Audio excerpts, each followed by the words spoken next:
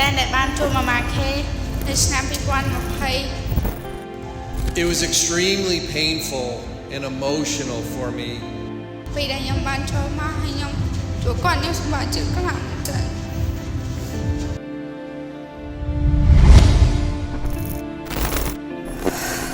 គាត់ជាគ្រូមែនតើ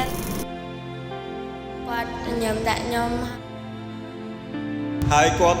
តែងតែញញឹមហើយគាត់ប្រើពាក្យម៉េចគឺគាត់និយាយពាក្យថាម៉េច I love you គាត់តែនិយាយប្រាប់ខ្ញុំថាគាត់ស្រឡាញ់ពួកខ្ញុំ គាត់តែងតែញញឹមមុខគាត់តែងតែញញឹមដោយក្តីស្រឡាញ់ហើយតែក្តីស្រឡាញ់ដែលឥតលក្ខខណ្ឌទៀត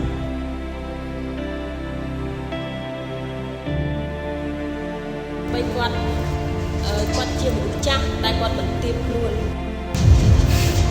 ខ្ញុំមិនចង់វាយពីគាត់ទេខ្ញុំស្រឡាញ់គាត់ ចឹងយើងឃើញថាក្តីស្រឡាញ់របស់ម៉ាម៉ាខេធំធេងមែនតើ លេគេឲ្យនៅសាញ៉ាំដែរគាត់បានផ្ដល់ឲ្យខ្ញុំ គាត់ជាមនុស្សស្រីដែលស្រស់ស្អាតក្តីស្រឡាញ់ដែលគាត់មានគឺច្រើនមែនទែនដែរដែលពួកយើងអាចដឹងថាយើងអាចមានក្តីស្រឡាញ់ដូចគាត់គឺជាការស្រឡាញ់ដោយភាពស្មោះត្រង់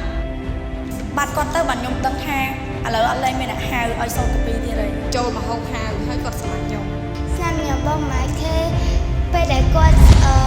ញ៉ាំមកគឺសម្លគាត់ស្អាតខ្លាំងមែនតើបែរតែអោបខ្ញុំ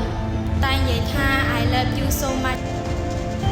ក្តីស្រឡាញ់របស់គាត់គឺគាត់មានចំពោះអ្នកនរគ្នាហើយនឹងខ្ញុំខ្លាំងមែនតើ គាត់សប្បាយចិត្តខ្លាំងគាត់សប្បាយបំផុតគឺគាត់បានដើរផ្សារហើយគាត់អាចសម្រេចទឹកក្តីសម័យរបស់គាត់គឺគាត់បានដឹកដៃកូនស្រីរបស់គាត់គឺដើរផ្សារ ចឹងក្នុងនាមជាយើងគ្រួសារតែមួយព្យាយាមផ្ដល់នូវស្លាញ់ឲ្យគ្នាទៅវិញទៅមក ខ្ញុំចូលធ្វើការលើកទី1ខ្ញុំបានជួបគាត់ម្ដងហើយដល់លើកទី2នេះខ្ញុំបានជួបគាត់ពីចុងក្រោយ And for the men here, this is the way we should treat our moms. And for you girls are that special that one day you're going to have children. Maybe you'll have sons that are going to look at you in the same loving way. ខ្ញុំពិតជាស្រឡាញ់គាត់ចូលចិត្តគាត់ ខ្ញុំគិតថាខ្ញុំមានពេលតិចមួយគាត់ ខ្ញុំបានជួបម៉ាខេមានអារម្មណ៍ថាមានភាពកក់ក្ដៅហើយខ្ញុំមិនដែលគិតថាខ្ញុំធ្វើបែកគាត់ទេ ឲ្យខ្ញុំអ្នក